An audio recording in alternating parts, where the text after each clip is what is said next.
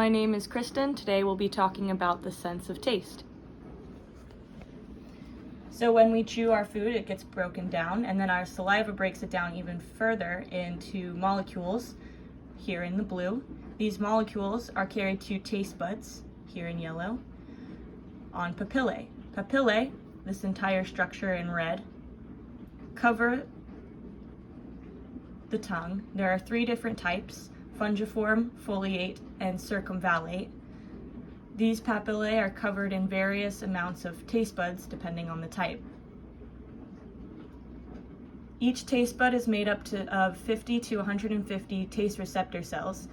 These taste receptor cells have taste hairs called microvilli that protrude right here or right here, here as well. These protrude through a taste pore into the mouth.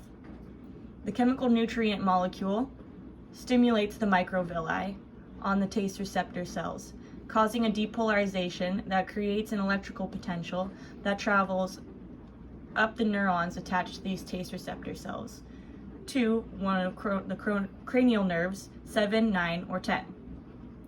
In actuality, there would be a neuron attached to each one of these taste buds, but to make the diagram a bit easier to see, I only have one attached to each grouping here. So we have cranial nerve 7, the facial nerve is associated with the anterior tongue.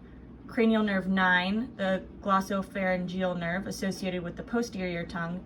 And cranial nerve 10, the vagus nerve associated with the epiglottis.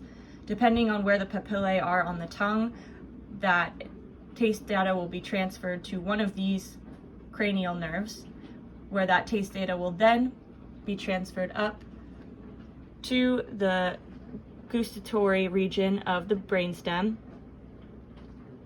to the thalamus, and then up to the gustatory cortex, in between the insula and opercular frontal lobe. Can't really see it right here.